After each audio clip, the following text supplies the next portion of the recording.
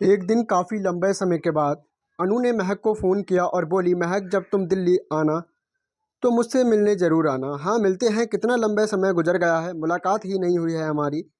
कुछ ही दिनों बाद मैं अकेले ही दिल्ली जा रही थी। अनु से बात करने के बाद पुरानी दिन याद आने लगे। मैंने तय किया कि कुछ समय पुराने मित्रों से मिलकर उन पलों को फिर से जिया जाए। दोस्तों के साथ बिताए पल यादें जीवन की नीरसता को कुछ कम करते हैं।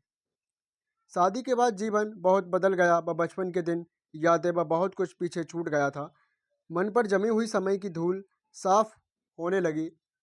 कितने सुहाने दिन थे, ना किसी की बात की चिंता, ना फिक्र। दोस्तों के साथ हंसी ठिठोली और भविष्य के सतरंगी सपने लिए बचपन की मासूम पलों को पीछे छोड़कर हम भी समय की कुदौड़ में शामिल हो गए थे। और अनु, मैंने अपने जीवन के सुख दुख एक साथ साझा किए थे। उससे मिलने के लिए दिल बेकरार था।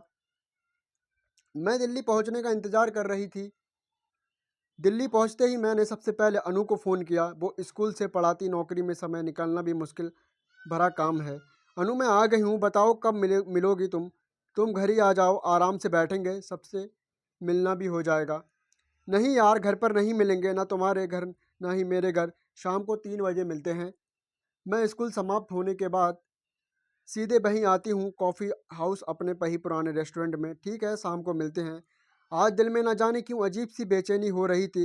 इतने वर्षों में हम मशीनी जवान जीवन जीते संभावित हो गए थे, अपने लिए जीना भूल गए थे। जीवन एक परिधि में सिमट गई थी। जीवन सिर्फ ससुराल पति बच्चों में सिमट रहा था। सबको खुश रखने की कवायद में मैं खुद को भूल बैठी थी। लेकिन ये परम सत्य है कि सबको खुश रखना नामुमकिन सा होता है। दुनिया गोल है, कहते हैं ना, एक दिन चक्र पूरा ही हो जाए। इसी चक्र में आज बिछड़े साथी मिल रहे थे। घर से बाहर, औपचारिकताओं से परे, अपने लिए हम अपनी आज़ादी को तलाशने का प्रयत्न करते हैं। अपने लिए पलों को एक ही सुख की अनुभूति होती है। मैं समझ गई थी कि आज हमारे बीच कहने सुनने के लिए बहुत कुछ होगा। सालों से मौन की ये दीवार अब ढहने वाली है। नियत समय पर मैं वहां पहुंच गई। शीघ्र ही अनु भी आ गई, वहीं प्यारी सी मुस्कान चेहरे पर, गंभीरता के भाव पर। हाँ, शरीर थोड़ा सा भर गया था, लेकिन आवाज़ में भई खनक थी।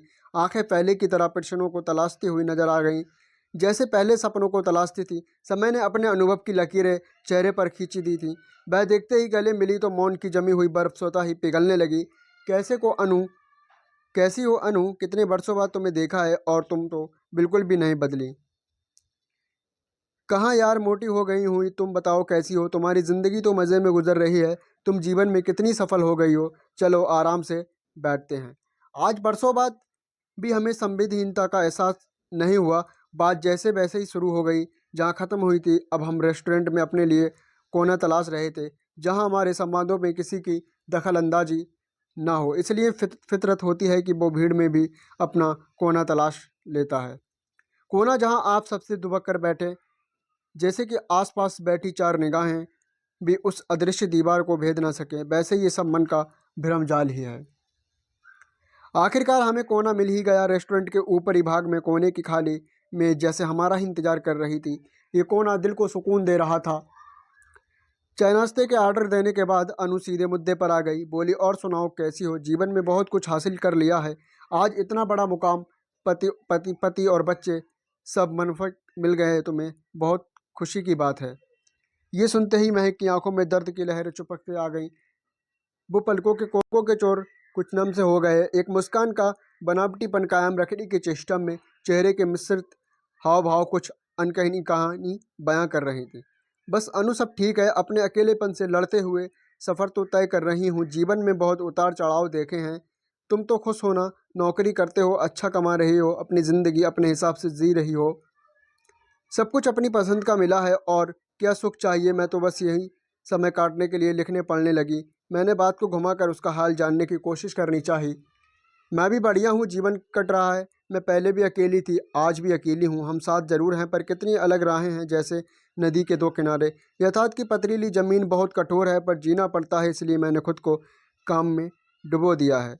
क्या हुआ है ऐसे, क्यों बोल रही हो। तुम दोनों के बीच कुछ हुआ है।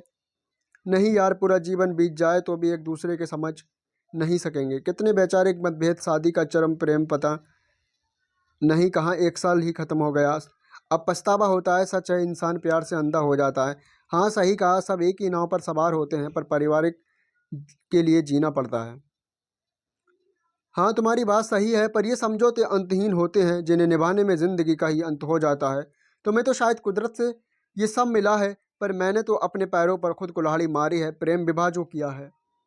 सबने मना किया था कि ये शादी मत करो, पर आज समझ में आया कि मेरा फैसला गलत था।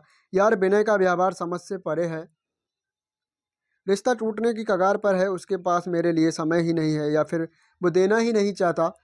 याद नहीं कब दो दो पल सुकून से बैठे हों, हर बात में अलगाव वाली स्थिति होती है। अनु, सबका मनचाहा जीवन साथी नहीं मिलता। ज़िंदगी उतनी आसान नहीं होती जितना हम सोचते हैं।